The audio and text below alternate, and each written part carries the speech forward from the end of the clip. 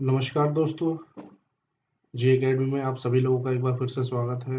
और ये बायोइन्फॉर्मेटिक्स का एक बहुत ही बेहतरीन लेक्चर है जो कि होने वाला है बिल्कुल ही हिंदी में। और भाई आज का जो टॉपिक है बेसिकली मेटाबॉलिक पाथवे डेटाबेसेस के बारे में हम बात करने वाले हैं। अलग अलग तरीके के मेटाबॉलिक पाथवे डेटाबेसेस पे चर्चा करेंगे आने वाली वीडियोस में भी। तो बेसिकली ये जो वीडियो होगी ये इंट्रोडक्शन पार्ट होगी एज अ किसके लिए, मेटाबॉलिक पाथवेज डेटाबेसेस के लिए। ठीक है, चीज़ों को समझेंगे बेहतरीन तरीके से। मेटाबॉलिक पाथवे डेटाबेसेस की एक्चुअली ज़रूरत क्यों पड़ी और क्या क्या इनसे हमें फ़ायदे मिल सकते हैं। ठीक है, और बायोइन्फॉर्मेटिक्स का टॉपिक है ये बहुत ही इंपॉर्टेंट मेटाबॉलिक पाथवे, जो कि सिस्टम्स बायोलॉजी में, नेटवर्किंग में, मतलब एज अ जब बायोलॉजी पर्सपेक्टिव से आप कर रहे हो नेटवर्किंग, नेटवर्क्स बनाते हो तो उसमें भी बहुत काम आता है। और कभी भी पाथवे डिज़ाइन करते हो तो उसमें भी बहुत ज़्यादा यूज़फुल होता है। बायोकेमिकल पाथवे की बात कर रहा हूँ मैं, ठीक है, जिसमें बायोकेमिकल रिएक्शंस इन्वॉल्व होती है। अगर चैनल पे नए हो तो चैनल को सब्सक्राइब करना मत भूलना, और वीडियो अच्छी लगे तो शेयर भी करना और लाइक भी करना, ठीक है। और ये वीडियो टोटली हिंदी में होने वाला है, तो इस वीडियो का जो एक्सप्लेनेशन होगा वो हिंदी में होगा। तो खास करके उन यूज़र्स को बेनिफिट होगा इस लेक्चर से जो कि बायोइन्फॉर्मेटिक्स को हिंदी में समझना चाहते हैं। तो आइए लेट्स बिगिन आवर लेक्चर। तो जैसे कि हम स्क्रीन पे देख पा रहे हैं, वाई पाथवे डेटाबेसेस। आखिर पाथवे डेटाबेसेस ही क्यों? क्या हमारा बायोकेमिकल रिएक्शंस के ऐसे डेटाबेसेस थे जो उनसे काम नहीं चल पा रहा था? यूनिप्रोट हो गया, इतने सारे डेटाबेस है हमारे पास, क्या उनसे काम नहीं चल पा रहा था? क्यों ज़रूरत पड़ी पाथवे डेटाबेस को डिज़ाइन करने के लिए? तो उस सवाल का आंसर इसमें मिलेगा, ठीक है। तो पाथवे डेटाबेस को पढ़ने से पहले हमें ये समझना पड़ेगा एक्चुअली पाथवे होता क्या है। तो पाथवे क्या होता है दोस्तों? पाथवे बेसिकली एक, अगर मैं बोलूँ किसी को समझाना हो, देखो दोस्तों, रिएक्शन दो तरीके की होती है, ठीक है। एक तो आप लैब में करते हो, है ना, और एक बॉडी के अंदर होती है, ठीक है। ह्यूमन बॉडी के अंदर होती है, किसी भी लिविंग सिस्टम के अंदर होती है कहने का मतलब, ठीक है। और एक लैब में होती है। तो भाई जो लैब में रिएक्शन होती है वो एक रिएक्शन हुई, ज़्यादा से ज़्यादा दो रिएक्शन हो जाएगी, उसके बाद खत्म हो जाएगी, रिएक्शन टर्मिनेट हो जाएगी, ठीक है। लेकिन बायोलॉजिकल सिस्टम के अंदर, मतलब लिविंग सिस्टम की जब भी हम बात कर रहे हैं तो वहाँ पे ऐसा नहीं होता। वहाँ पे क्या होता है, एक कोई रिएक्टेंट है, उससे एक प्रोडक्ट बना, ठीक है। फिर ये प्रोडक्ट अगले वाली रिएक्शन के लिए एज अ रिएक्टेंट एक्ट करेगा। कभी कभी ये एंजाइम भी एक्ट कर सकता है किसी रिएक्शन के लिए, ठीक है। तो इस तरीके से क्या होती है, रिएक्शंस इंटरलिंक्ड होती है एक तरीके से। और ये हो किसके अंदर ही है, बायोलॉजिकल सिस्टम के अंदर हो रही है, मतलब किसी बायोलॉजिकल सिस्टम के अंदर, लिविंग सिस्टम के अंदर ये ऐसी इस टाइप की रिएक्शंस होती है। मतलब रिएक्टेंट, ये प्रोडक्ट, ठीक है। मतलब इस रिएक्टेंट से कुछ प्रोडक्ट बन रहा होगा किसी एंजाइम की मतलब देख रेख में, ठीक है। फिर ये प्रोडक्ट इसके लिए एज अ रिएक्टेंट ऐड करेगा, एक्ट करेगा, ठीक है। फिर इस तरीके से ये वाला प्रोडक्ट इसके लिए रिएक्टेंट ऐड करेगा, एक्ट करेगा, ठीक है। तो इस तरीके से बायोकेमिकल रिएक्शन चलती जाती है। बायोकेमिकल रिएक्शन क्या होती है, सेट होती है एक, किसकी, रिएक्शंस का सेट होता है जो कि बायोलॉजिकल सिस्टम के अंदर कैटालाइज होती है, ठीक। तो इन्हीं को बोलते हैं बेसिकली बायोकेमिकल रिएक्शन। और जब इन बायोलॉजिकल रिएक्शन को हम स्टडी करते हैं और बेसिकली पढ़ा जाए, समझा जाए, और इसी को जब हम डेटाबेस में एंटर करवा देते हैं तो उस डेटाबेस को क्या बोला जाता है दोस्तों, पाथवे डेटाबेसेस। आ रही है बात समझ? तो है क्या ये बेसिकली बायोकेमिकल रिएक्शंस, जैसे कि हम ग्लाइकोलाइसिस की बात कर ले, ग्लूकोनियोजेनेसिस, क्रेब्स साइकिल की बात कर लें, बहुत सारे रिएक्शंस है, पाथवेज होते हैं हमारे, ठीक है। तो ये एक्चुअली है क्या, ये नेटवर्क है। रिएक्शंस के क्या है, नेटवर्क है। और रिएक्शंस के जो नेटवर्क होते हैं वो बेसिकली है क्या, वो एक तरीके से पाथवे तो है हमारे। वो यहाँ से देखो, यहाँ से समझते हैं, ये क्या एक पाथ ही तो जा रहा है, यहाँ से यहाँ पे, फिर यहाँ से यहाँ पे, और ये ऐसे मतलब एक कटिंग रिएक्शन जा रही है ऊपर से, ठीक है, यहाँ से फिर यहाँ से नेक्स्ट प्रोडक्ट बन रहा है। तो ये एक पाथ ही तो फॉलो कर रही है रिएक्शन, तो इसी को हम क्या बोलते हैं, पाथ वे। ऐसी रिएक्शन जो एक पाथ पे चल रही हो और एक वे दिखा रही हो, उसको क्या बोलते हैं दोस्तों, पाथवे, ठीक है। और अगर पाथवेज को हम किसी डेटाबेस में स्टोर करते हैं तो वो डेटाबेस क्या कहलाया जाता है भाई, पाथवे डेटाबेसेस, ठीक है, या पाथवे डेटाबेस। तो जैसे कि पहले पॉइंट पे लिखा है, pathway is a link set of biochemical reaction, जैसे कि मैंने आपको बताया बायोकेमिकल रिएक्शन होती है, इंटरलिंक सेट ऑफ रिएक्शन होता है basically, linked in the sense that the product of one reaction is reactant of or an enzyme that catalyzes a subsequent reaction।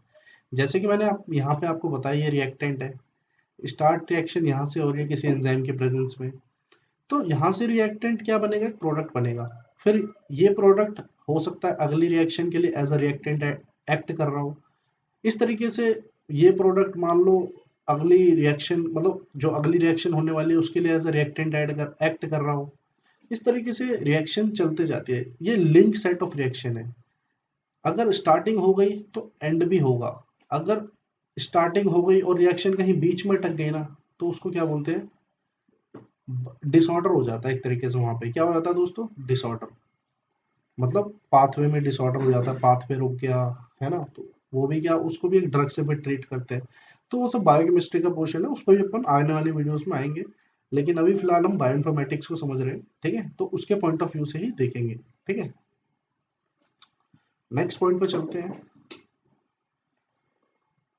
अब पाथवे डेटाबेसेस बेसिकली दिखाते क्या है, ये biochemical pathways दिखाते हैं, ठीक है, किसकी फॉर्म में, एक चार्ट बना होता है बड़ा सा, ठीक है, डेटाबेस आप खोलोगे, जैसे फॉर एग्जांपल आपने कैग खोला, कैग, कैग मोस्ट पॉपुलर है ना पाथवे डेटाबेस, तो कैग खोला, कैग में आपको पाथवे कैसे देखने को मिलेंगे, ऐसे देखने को मिलेंगे, जैसे वायर होते हैं ना, वायर तार बिजली वाली, ऐसे सेट ऑफ रिएक्शन देखने को आपको मिलेगी, ठीक है, इस तरीके से पाथवे नजर आ रहा होगा आपको, ठीक है।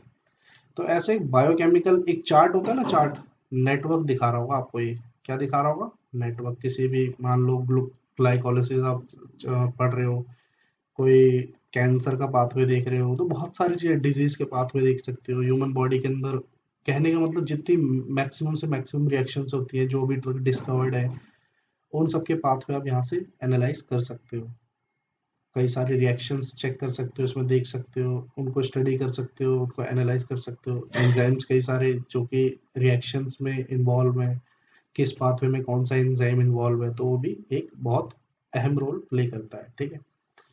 तो पाथवे डेटाबेसिस में बेसिकली ये तीन चीजें आपको अक्सर दिखेंगी, एक तो रिएक्शंस, एंजाइम्स और पाथवेज, अलग अलग बायोकेमिकल, मतलब अलग अलग स्पीशीज के, फॉर एग्जांपल ह्यूमन का है, तो ह्यूमन में कई सारी रिएक्शंस होती हैं, ग्लाइकोलिसिस, ग्लूकोनियोजेनेसिस, बहुत सारी होती है, ठीक है, क्रेब्स साइकिल, इस तरीके से और भी अलग अलग स्पीशीज में अलग अलग तरीके के बायोकेमिकल पाथवेज होते हैं, वो भी आपको देखने को मिल जाएंगे, ठीक है, इन पाथवे डेटाबेसेस में। बस वो डिपेंड करता है कि किस टाइप का डेटाबेस है, ठीक है। These databases contains computable description of pathways structured using a formal ontology। तो भाई यहाँ पे हमें ये समझना है कि ये जो डेटाबेस होते हैं ना, ये क्या होते हैं, कंप्यूटेबल डिस्क्रिप्शन, मतलब इनका जो डिस्क्रिप्शन होता है ना कंप्यूटेबल होता है। कंप्यूटेबल का मतलब बोले तो सीधी सीधे भाषा में अगर समझे, कंप्यूटेबल का मतलब होता है कैलकुलेटेड, कैलकुलेटेड मतलब गिना चुना, मतलब एक गिनती के बेसिस पे, एक कंप्यूटेशन के बेसिस पे, ठीक है। डिस्क्रिप्शन होता है, मतलब आजकल मशीन लर्निंग का बहुत रोल है, मतलब बहुत मशीन लर्निंग बहुत लोग सीख रहे हैं, बहुत चर्चा में भी है। तो होता क्या है दोस्तों, सेट होता है, जैसे जीन्स होती है ना, जीन्स, अब क्या होता है, कभी कभी हम पाथवे में जीन्स भी चेक कर रहे होते हैं कि कौन सी जीन कितनी कोड कर रही है किसको, कौन सी जीन का किसके ऊपर कितना इफेक्ट है ना, ये भी तो पाथवे में आ सकता है।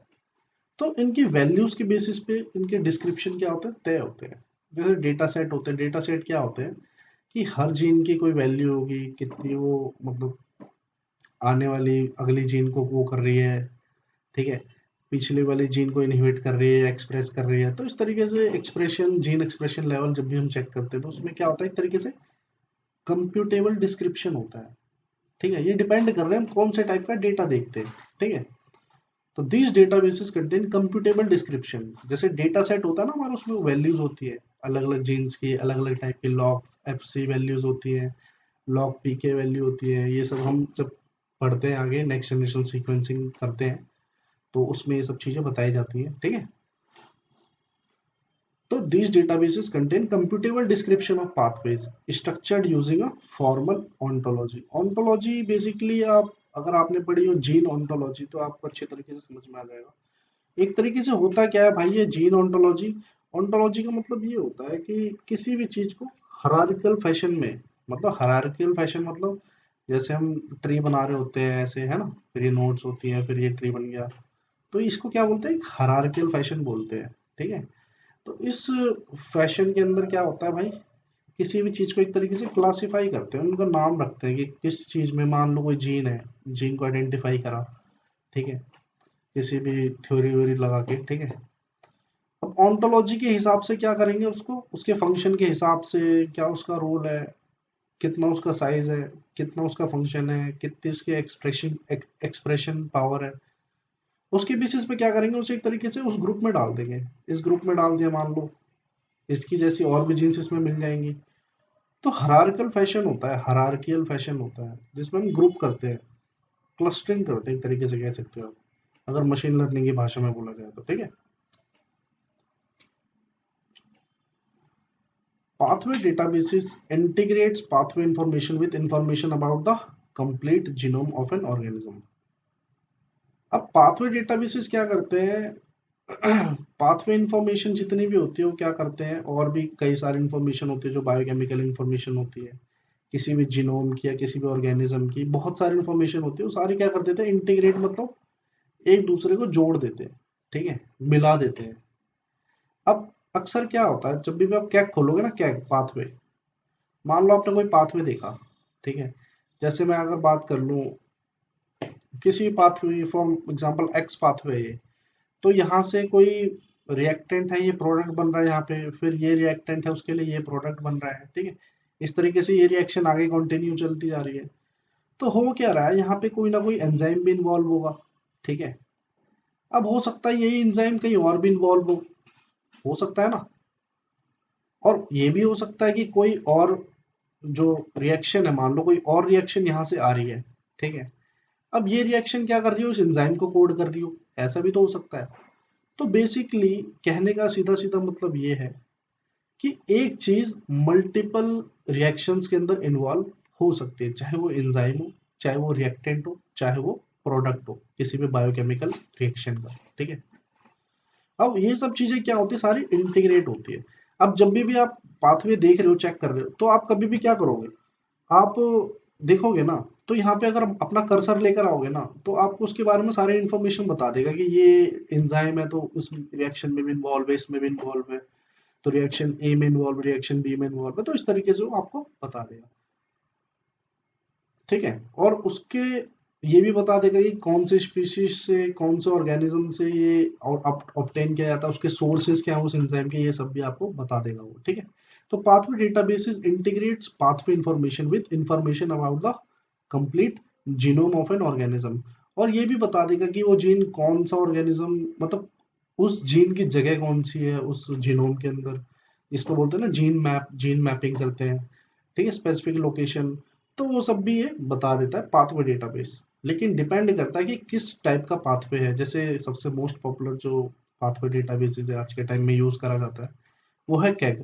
कैग के बारे में भी हम बात करेंगे, बहुत ही पॉपुलर डेटाबेस है, और कहने का मतलब वो एडवांस है थोड़ा। एडवांस मतलब जिस तरीके से एक बायोइन्फॉर्मेटिशियन को, किसी भी बायोलॉजिस्ट को अगर नॉलेज रिट्रीव करनी हो वहां से, तो आसानी से कर सकता है। कैग से अच्छा और कोई डेटाबेस है नहीं। कैग हो गया, रिएक्टोम हो गया, ठीक है, ये सब है, बहुत पॉपुलर डेटाबेस है, ठीक है। इन पे भी अपन बात करेंगे, इन पे मैं फुल वीडियो बनाऊंगा, ठीक है। ये जस्ट एज अ इंट्रोडक्शन है पाथवे डेटाबेसेस का, ठीक है। अब पाथवे डेटाबेसेस को क्या माना जाता है भाई, एक तरीके से सेकेंडरी डेटाबेस माना जाता है, पाथवे डेटाबेसेस को क्या क्या कंसीडर किया जाता है? Secondary database. सेकेंडरी डेटाबेस मैंने अपनी पहली वीडियोस में बता रखा है, ठीक है, क्या होते हैं। आप डिस्क्रिप्शन में लिंक चेक कर लेना, आपको डिटेल में पता लग जाएगा सेकेंडरी डेटाबेस क्या होता है। एक होता है प्राइमरी डेटाबेस, एक होता है सेकेंडरी डेटाबेस, फिर तीसरा होता है टर्शियरी डेटाबेस बोल लो, ठीक है, और भी इंटीग्रेटेड डेटाबेस बोल लो, कंपोजिट डेटाबेस बोल लो, तो बहुत सारी चीजें होती है, ठीक है। होता क्या है, मान लो कोई आपने प्रोटीन देखा, मतलब कोई भी आपने प्रोटीन लैब के अंदर स्टडी किया, ठीक है, तो उसे लैब के अंदर, चलो मैं ये कहता हूँ आपको, कोई प्रोटीन आपने स्टडी किया प्रैक्टिकल के अंदर, लैब के अंदर, तो वो क्या हो जाएगा, एक तरीके से प्राइमरी, ठीक है, मतलब उसका सोर्स क्या हुआ, एक्सपेरिमेंट के बेसिस पे आपने उसे स्टडी कराया। अब ये भी तो हो सकता है जो मतलब आपने प्राइमरी प्रोटीन स्टडी किया है, ठीक है, हो सकता है जो आपने प्रैक्टिकल उससे जो आपका डेटा है, नॉलेज आई गेन हुई, हो सकता है ऐसी कोई इंफॉर्मेशन जो इसमें प्रैक्टिकल करने पर ना मिली हो। तो क्या होता है कि इस प्रोटीन पे हम थोड़ी सी एल्गोरिदम लगाते हैं, ठीक है, एल्गोरिदम लगा के क्या होता है कि भाई इस प्रोटीन की ऐसी इंफॉर्मेशन जो कि प्राइमरी डेटाबेस हमें नहीं बता पा रहा, तो उस पे एल्गोरिदम लगाते हैं हम। एल्गोरिदम लगाने के बाद वो ऐसी इंफॉर्मेशन आ जाती है, और उस इंफॉर्मेशन को क्या बोलते हैं, सेकेंडरी इंफॉर्मेशन, और उस जब डेटाबेस में स्टोर कर देते हैं तो वो डेटाबेस कौन सा हो जाता है, सेकेंडरी डेटाबेस। आ रही है बात समझ में? मतलब प्राइमरी डेटाबेस में ऐसी इंफॉर्मेशन होती है जो डायरेक्टली एक्सपेरिमेंट से, सर्वे से आइसोलेट की जाती है, और उन पे थोड़ी और एल्गोरिदम लगा के थोड़े और फीचर्स ऐड करके हम एक नई इंफॉर्मेशन निकालते हैं जिसको स्टोर किया जाता है सेकेंडरी डेटाबेस में, और वो हमारा सेकेंडरी इंफॉर्मेशन मानी जाती है, ठीक है। इस तरीके से थोड़ी और एल्गोरिदम लगाएंगे तो टर्शरी इंफॉर्मेशन आ जाएगी, और उस इंफॉर्मेशन को अगर डेटाबेस में स्टोर करेंगे तो टर्शरी डेटाबेस हो जाएगा वो, ठीक है। इस तरीके से चलती है कहानी डेटाबेसेस की। अच्छे से मैंने डिस्कस कर रखा है, आप डिस्क्रिप्शन में लिंक में वीडियो चेक कर सकते हैं, ठीक है। Gives the unique understanding of metabolism. भाई मेटाबॉलिज्म एक ऐसी चीज है जो कि हर लिविंग सिस्टम के अंदर एग्जिस्ट करता है। मेटाबॉलिज्म क्या, एनाबॉलिज्म, कैटाबॉलिज्म, ये तो आपने पढ़ा ही होगा 12वीं क्लास में। तो मेटाबॉलिज्म मतलब मेटाबॉलिक रिएक्शंस हर लिविंग सिस्टम के अंदर होती है, जैसे कि हम शुरू शुरू से ही पढ़ते हुए आ रहे हैं, ठीक है। तो इसमें कोई नई बात नहीं है। तो बेसिकली एक यूनिक अंडरस्टैंडिंग प्रोवाइड कर देता है पाथवे हमारा, किसके ऊपर, मेटाबॉलिज्म के ऊपर, कि मेटाबॉलिक एक्टिविटी किस तरीके से रेगुलेट होती है किसी भी ऑर्गेनिज्म की, ठीक है। नेक्स्ट पॉइंट पे चलते हैं। तो यहाँ बोला गया pathway databases have been arisen from the section of genomics and biochemistry databases and artificial intelligence। तो भाई आजकल तो वैसे सच सही मायने में बताऊं, आर्टिफिशियल इंटेलिजेंस एक ऐसी टेक्निक है, ठीक है, जो कि मशीन लर्निंग में पढ़ाई जाती है, ठीक है। और आज के टाइम में क्या हो रहा है कि भाई मशीन लर्निंग से लोग बायोइन्फॉर्मेटिक्स के प्रॉब्लम को सॉल्व कर रहे हैं, ये एक नई चीज़ है। बायोइन्फॉर्मेटिक्स में पढ़ाई जाती है मशीन लर्निंग, ठीक है। तो भाई पाथवे डेटाबेसिस, मतलब पाथवे का जो डेटा था आया कहाँ से, हो जीनोमिक्स से आया है, बायोकेमिस्ट्री पढ़ने के बाद आया है, पता तो चला, तभी तो पता चला है। और अगर पाथवे डेटाबेसिस की बात करें तो पाथवे डेटाबेसिस कहाँ से इमर्ज हुए होंगे, मतलब कहाँ से इवॉल्व हुए होंगे, पैदा हुए होंगे, वो जीनोमिक्स डेटाबेस से ही तो इवॉल्व हुए होंगे मेरे भाई। जीनोमिक्स, बायोकेमिस्ट्री डेटाबेस जितने भी हैं, ठीक है, उनसे तो इवेल्युएट हुए होंगे, उनसे ही इलेबोरेट हुए होंगे। तो कहने का मतलब पाथवे डेटाबेसेस का ओरिजिन कहाँ से हुआ है, जीनोमिक्स की स्टडी से, जीनोमिक डेटाबेस से, और बायोकेमिस्ट्री डेटाबेस। शायद सी बात है, जीनोमिक्स पढ़ी होगी हमने, मतलब जब जीनोम सीक्वेंस हुआ होगा, जब भी जीनोमिक्स की अच्छी एनालिसिस हुई होगी, तो जिसमें जीन्स कई सारे आइडेंटिफाई हुए होंगे, कई ऐसे प्रोटीन्स आइडेंटिफाई हुए होंगे, ठीक है। तो इनका एक पाथवे फिर क्रिएट किया गया होगा, फिर उनको सिमुलेट करा गया होगा, और सिमुलेशन के बाद पता लगा होगा कि भाई कितना ठीक है, फिर उसको फाइनली पाथवे में, एक पाथवे की फॉर्म में बना दिया गया होगा, और वही पाथवे फिर हमने क्या करा, पाथवे डेटाबेस में स्टोर कर दिया, और भाई क्या बन गया वो, पाथवे डेटाबेस, ठीक है। आ रही है बात समझ में? और कई ये सब काम हम आर्टिफिशियल इंटेलिजेंस के जरिए भी कर सकते हैं, ठीक है। आर्टिफिशियल इंटेलिजेंस कहने का मतलब अगर मोटे मोटे तौर पे बात करूँ मशीन लर्निंग की, तो मशीन लर्निंग क्या करती है भाई, मशीन को हम ट्रेंड करवाते हैं, इस तरीके से ट्रेंड करवाते हैं। जैसे तीन तरीके की मशीन लर्निंग होती है, सुपरवाइज लर्निंग, अनसुपरवाइज्ड और रीइंफोर्समेंट। मैं ज़्यादा डीप में नहीं जाऊंगा। तो होता क्या है, कभी कभी हमें आउटपुट पता होता है किसी बायोलॉजिकल प्रॉब्लम का, तो हम मशीन को इस तरीके से ट्रेंड करते हैं कि उसे आउटपुट पता है ना, प्रॉब्लम का सॉल्यूशन पता है उस मशीन को। अब जब इनपुट डालेंगे, इसमें डेटा डालेंगे, तो अगर हमारे रिजल्ट से मैच नहीं हुआ तो वो गलत है, अगर हमारे रिजल्ट से मैच हो गया तो वो डेटा सही हो जाता है। यही तरीका होता है एक तरीके से आर्टिफिशियल इंटेलिजेंस का। मैं सीधा सीधा एग्जांपल आपको बताऊं, आप फोन चलाते हो, एलेक्सा चलाते हो, अमेजोन का एलेक्सा आ रहा है आजकल, बहुत पॉपुलर है। एप्पल में सीरी यूज करते होंगे आप लोग। तो ये बात करती है एक तरीके से, कैसे बात करते हैं, आर्टिफिशियल इंटेलिजेंस से, ठीक है, मशीन लर्निंग के जरिए इन्हें ट्रेंड किया जाता है, ठीक है। तो भाई नेक्स्ट पॉइंट पे चलते हैं। यहाँ पे बोला जा रहा है pathway databases focuses more on describing the genome map. Genome map को भी डिस्क्राइब कर देता है भाई पाथवे डेटाबेस, और सीक्वेंस मतलब किसी भी स्पीशीज का सीक्वेंस, मतलब बायोलॉजिकल सीक्वेंस कौन कौन से होते हैं हमारे, प्रोटीन सीक्वेंस होते हैं और न्यूक्लियोटाइड सीक्वेंसेस होते हैं, ठीक है। तो इन दोनों चीजों को भी वो क्या कर सकता है, पाथवे डिस्क्राइब कर देता है, ठीक है। जैसे जैसे आप अपना कर्सर जहां, जैसे जैसे मैंने बात करी कैक डेटाबेस की, तो कैक क्या करता है, कैक पाथवे, मान लो रिएक्शन है, कोई मेटाबॉलिक रिएक्शन इस तरीके से चल रही है, ठीक है। तो होता ये है जनाब कि आप यहाँ पे मान लो कोई एंजाइम इन्वॉल्व है जिसकी वजह से ये रिएक्शन हो पा रही है, ठीक है। तो आप यहाँ पे जब माउस लेके जाओगे तो वो इसके बारे में सारी इन्फॉर्मेशन दे देगा, इसके बारे में इन्फॉर्मेशन दे देगा, यहाँ पे इन्फॉर्मेशन दे देगा। मान लो कोई प्रोटीन है, अगर ये protein as a enzyme act कर रहा है, ठीक है, enzyme as a protein act कर रहा है, सॉरी, ठीक है। तो यहाँ पे इसका सीक्वेंस बता देगा आपको। तो कई सारी इन्फॉर्मेशन, ऐसी इन्फॉर्मेशन ये सारी क्या कर देता है, पाथवे डेटाबेस एक तरीके से बता देता है, जिससे कि किसी भी बायोलॉजिस्ट को प्रॉब्लम नहीं होती इन्फॉर्मेशन को रिट्रीव करने में, ठीक है।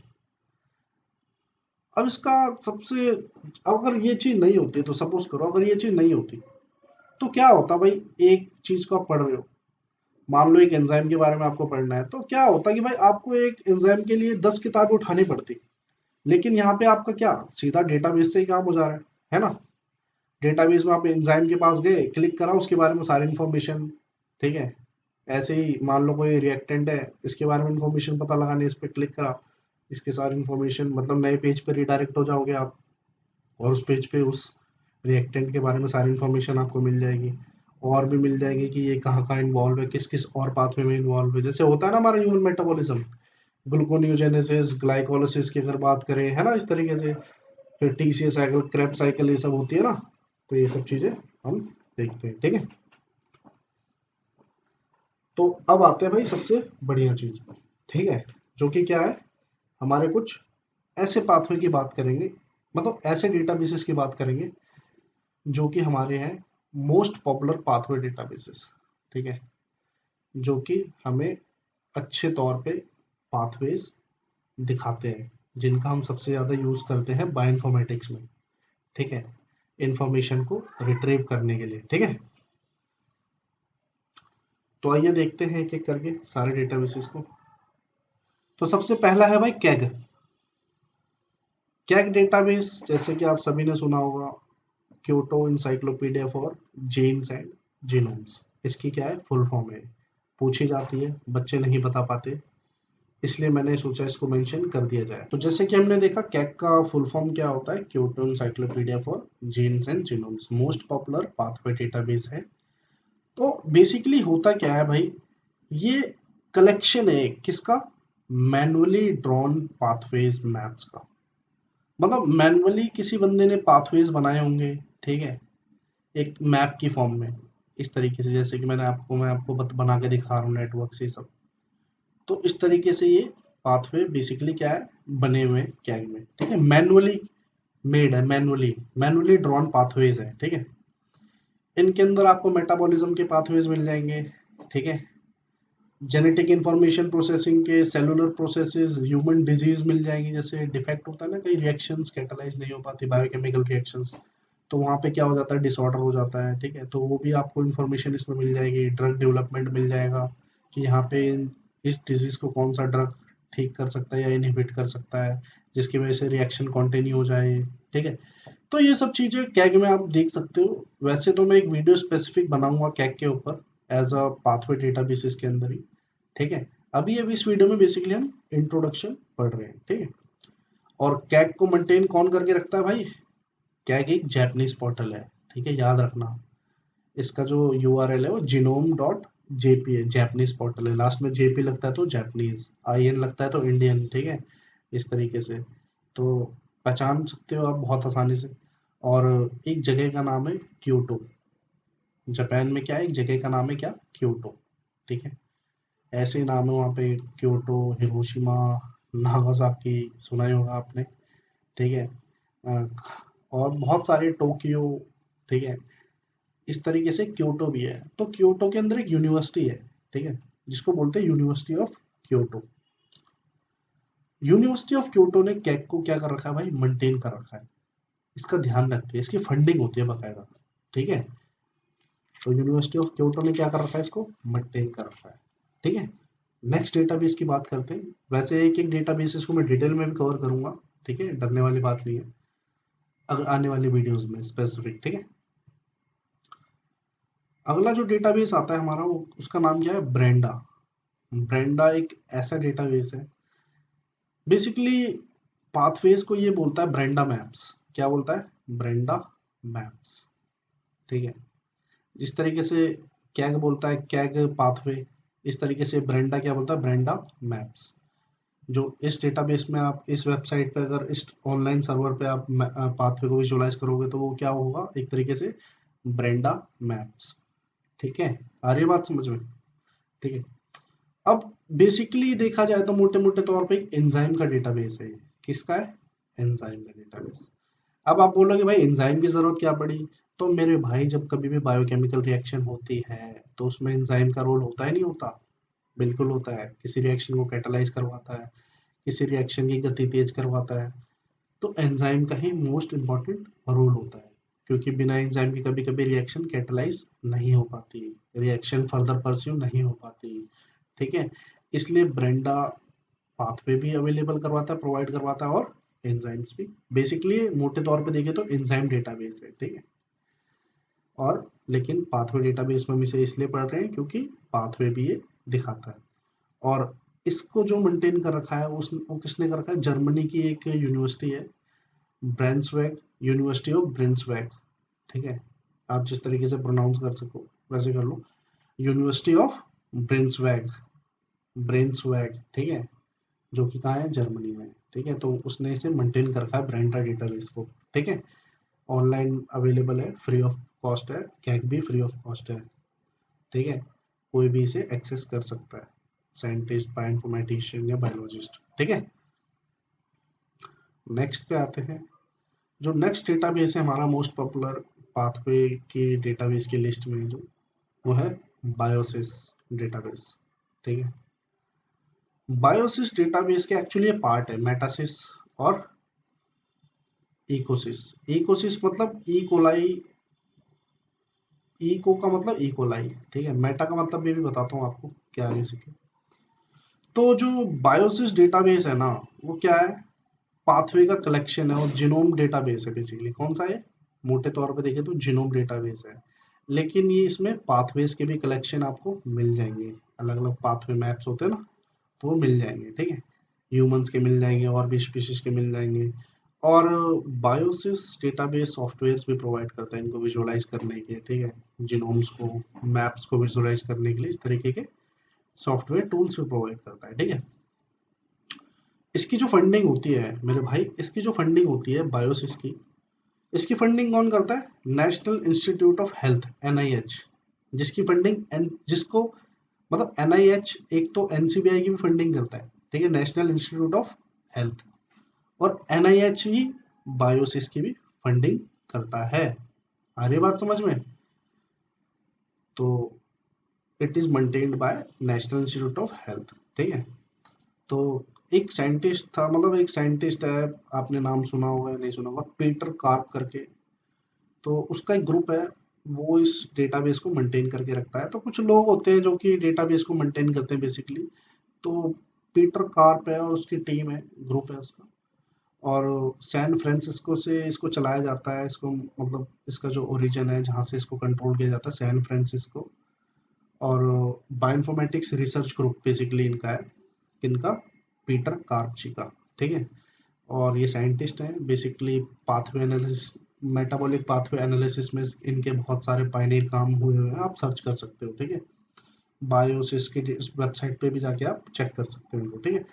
और जैसे कि मैंने आपको बताया, यहाँ पे आप परफॉर्म कर सकते हो सर्च, जीन को सर्च कर सकते हो, पाथवे को सर्च कर सकते हो, मेटाबोलाइट्स को सर्च कर सकते हो, और एंजाइम्स को सर्च कर सकते हो, ठीक है। और भी कई सारी चीज़ें इससे आप एक्सेस कर सकते हो इस डेटाबेस से। अगली चीज़ है जो इकोसिस। इकोसिस जैसे कि मैंने बताया, इको का मतलब डेटाबेस है एक्चुअली इकोलाई का। किसका? E coli, Escherichia coli. पढ़ते हैं ना, 12वीं क्लास में हमने पढ़ा है, बचपन से सीखते हुए आ रहे हैं, ठीक है। तो इस तरीके से इकोसिस क्या है भाई?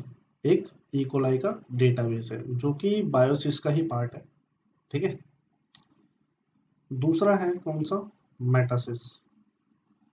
मेटासिस क्या है भाई? इसमें पाथवे, मतलब जो प्राइमरी और सेकेंडरी मेटाबॉलिज्म के अंदर जो पाथवे इन्वॉल्व होते हैं, प्राइमरी और सेकेंडरी मेटाबॉलिज्म के अंदर जो पाथवे इन्वॉल्व होते हैं, वो सारे पाथवे के मैप्स हैं किसमें? मेटासिस में। आ रही है बात समझ में? ठीक है। तो इनके बारे में जैसे कि मैं बता रहा हूँ बार बार, कि डिटेल में भी पढ़ेंगे तो उसमें आपको ज़्यादा अच्छे से समझ में आ जाएगा। बस आपको एक ब्रीफ इंट्रोडक्शन लेना है, ठीक है, कि ये एक पाथवे डेटाबेसेस हैं जो कि वर्ल्ड वाइड यूज़ किए जाते हैं और मोस्ट पॉपुलर है, ठीक है। नेक्स्ट पे चलते हैं, रिएक्टोम। रिएक्टोम का आपने अगर नाम नहीं सुना तो आप सुन लो, एक मोस्ट पॉपुलर पाथवे डेटाबेस है। ज़्यादा बात नहीं करूँगा, एक थोड़ी थोड़ी चीज़ें डिस्कस करते हैं। पाथवे डेटाबेस है, 2003 के अंदर इसको ढूंढा गया था, मतलब इसको डिज़ाइन किया गया था। और Ontario institute for cancer research, OICR, इसको मेंटेन करके रखता है, ठीक है, लीड भी करता है। और 2003 के अंदर इसकी डिस्कवरी हुई थी, इसको बनाया गया था, ठीक है। एक पाथवे डेटाबेस है। नेक्स्ट पे चलते हैं, नेक्स्ट है हमारा बायोकार्टा डेटाबेस। इसके अंदर अराउंड 1396 पाथवेज करंटली अभी अवेलेबल है। 1396, 1396, 1396, सॉरी मैंने गलत बता दिया आपको, 254 पाथवेज इन्वॉल्व हैं इसमें, ठीक है। और 1396 जीन्स इन्वॉल्व हैं, ठीक है। जीन्स कितनी है? 1396, ठीक है। और पाथवे कितने हैं भाई? पाथवे हैं इसमें 254, 254। आ रही बात समझ में? तो बायोकेटा, बायोकार्टा, जैसे आप प्रोनाउंस कर सकते हो वैसे आप कर लीजिए। ये भी एक तरीके का क्या है? पाथवे डेटाबेस है जो कि वर्ल्ड वाइड फेमस है, बट इतना नहीं है जितने कैग, ब्रेंडा और रिएक्टोम है और बायोसिस है, ठीक है। नेक्स्ट जो पाथवे डेटाबेस के लाइन में आते हैं, अब बेसिकली जो हम ये जो पढ़ रहे हैं, ये डेटाबेस लास्ट में जो थोड़े बहुत अभी जो मैं बताऊंगा आपको, इतने डेटाबेस। अब ये डेटाबेस ऐसे हैं जो कि पाथवे मैप्स प्रोवाइड करते हैं, ठीक है, बट इतने मेजरली लेवल पे नहीं करते जितने कैग करते हैं, ब्रेंडा करते हैं, बायोसिस करते हैं, रिएक्टोम करते हैं, ठीक है। अब कैग पाथवे डेटाबेस खाली एक पाथवे के लिए ही बनाया गया है। अब जैसे ये सेबियो आर के जो हम डेटाबेस की बात कर रहे हैं, ये इन डेटाबेस पे और भी चीजें अवेलेबल है, जैसे जीनोम के, न्यूक्लियोटाइड के कंटेंट पे अवेलेबल है, ठीक है। और भी कई सारी चीजें अवेलेबल हैं एक्सेप्ट पाथवे के अलावा, ठीक है। मतलब पाथवे भी इन्वॉल्व है इसमें, और भी कई सारी चीजें इन्वॉल्व, मतलब मल्टीपल डेटाबेस है एक तरीके से, और भी कई सारी इंफॉर्मेशन इसमें मिल जाएगी आपको। तो इसलिए मैंने इसमें इनमें इसको कंसिडर किया है, ठीक है। अब एक तरीके का क्या है, काइनेटिक डेटाबेस है जिसके अंदर बायोकेमिकल रिएक्शंस मिल जाएंगे आपको, ठीक है। और मेटाबॉलिक पाथवे और सिग्नलिंग रिएक्शंस के जो भी सिग्नलिंग रिएक्शंस का डेटा है वो भी इसमें आपको मिल जाएगा, सेबियो आरके में, ठीक है। तो बायोकेमिकल, इसका मतलब ये है बेसिकली बायोकेमिकल रिएक्शन, मतलब biochemical reaction kinetic database, biochemical reaction, ठीक है, बायोकेमिकल रिएक्शन काइनेटिक डेटाबेस। आ रही है बात समझ में? तो सेबियो आरके का मतलब ये है। SA पता नहीं क्यों है, मेरे को भी आज तक ये चीज़ समझ नहीं आई। मैंने बहुत रिसर्च की थी इस वीडियो को बनाने से पहले, बट मुझे नहीं, जितना नॉलेज मुझे मिल पाई मैंने उतनी आपको कोशिश की बताने की, ठीक है। अगला है HMDB। HMDB का मतलब होता है ह्यूमन मेटाबोलोम डेटाबेस। ह्यूमन मेटाबोलोम डेटाबेस, आ रही बात समझ में? स्मॉल मेटाबोलाइट, छोटे छोटे मेटाबोलाइट्स होते हैं ना, जो कि बायोकेमिकल रिएक्शंस में क्या होते हैं, इन्वॉल्व होते हैं। छोटे छोटे मेटाबोलाइट्स बहुत सारे इन्वॉल्व होते हैं बायोकेमिकल रिएक्शंस में। तो बेसिकली वो सारे आपको HMDB डेटाबेस में मिल जाएंगे। आ रही बात समझ? ठीक है। अब इसको फंड कौन करता है, चलाता कौन है, फंडिंग इसकी कहाँ से होती है? तो इसकी फंडिंग होती है भाई 3 जगह से। एक तो जीनोम कनाडा करके एक संस्थान है, जो कि बायोइन्फॉर्मेटिशियंस के लिए स्पेशली वो फंडिंग करती है। जीनोम अल्बर्टा, ठीक है। जीनोम ब्रिटिश कोलंबिया, दोबारा रिपीट कर दूं, जीनोम कनाडा से भी फंडिंग होती है इसकी, जीनोम अल्बर्टा से भी फंडिंग होती है, जीनोम ब्रिटिश कोलंबिया से भी इसकी फंडिंग होती है। किसकी? HMDB की, ठीक है। और कितनी फंडिंग होती है गैस कर लो, कमेंट में मुझे ज़रूर बताना, वरना मैं तो बताऊंगा ही। वैसे इसकी जो फंडिंग होती है वो अराउंड होती है $900 मिलियन। आ रही बात समझ में? कितनी? $900 मिलियन, ठीक है। $900 मिलियन होता है इस डेटाबेस को मेंटेन करने का खर्चा, मतलब फंडिंग होती है, ठीक है।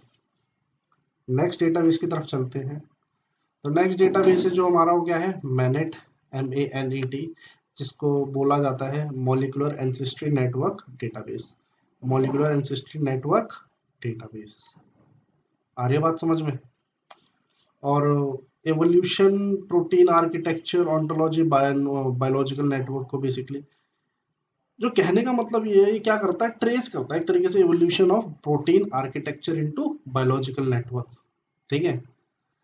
अब जब आप सिस्टम बायोलॉजी पढ़ रहे होंगे ना दोस्तों, तो आपको पता लगेगा कि एक प्रोटीन दूसरे प्रोटीन से किस तरीके से इंटररिलेटेड है। कहने का मतलब जो जीन है ना कोड कर रही है पहले प्रोटीन को, दूसरे प्रोटीन को, तीसरे प्रोटीन को, वो जीन एक दूसरे से कितनी इंडिपेंडेंट है, ये आप सिस्टम बायोलॉजी में पढ़ोगे तो आपको चीजें अच्छे से और ज्यादा समझ में आएगी। आ रही है बात समझ में? तो बेसिकली करता क्या है, एवोल्यूशनरी रिलेशनशिप के बेसिस पे बायोलॉजिकल नेटवर्क बनाता है ये, कि कौन सी जीन, कौन सा प्रोटीन किस स्पीशीज से ज़्यादा रिलेटेड है, किस प्रोटीन से ज़्यादा क्लोज रिलेटेड है। तो उसका क्या करेगा, एक बायोलॉजिकल पाथवे बना देगा ये, ठीक है।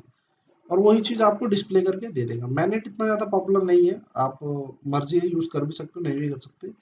और ये मेंटेन किया जाता है USA की एक यूनिवर्सिटी है जिसका नाम है यूनिवर्सिटी ऑफ इलिनियोस, इलिनॉइस या इलिनोइस, जैसे आप पढ़ सकते हो। तो बाकी मैं डिटेल में भी इसको एक बार डिस्कस करूंगा आने वाली पर्टिकुलर एक एक वीडियो में, ठीक है। तो वहां से भी आप इनको अच्छे से समझ सकते हो, ठीक है। बस ये एज अ ब्रीफ इंट्रोडक्शन आपको मैंने दिया है पाथवे डेटाबेसेस का। Most popular world wide available pathway databases हैं, जो कि आप कमर्शियली भी यूज कर सकते हो फ्री ऑफ कॉस्ट, और वैसे एज अ रिसर्चर हो तो यूज कर ही सकते हो। मतलब कहने का मतलब कोई भी यूज कर सकता है, ठीक है। तो दोस्तों आज के लिए बस इतना ही, मिलते हैं अगली वीडियो में। अगर आपको मेरा काम पसंद आता है तो आप चैनल को सब्सक्राइब कीजिए, वीडियो को लाइक कीजिए।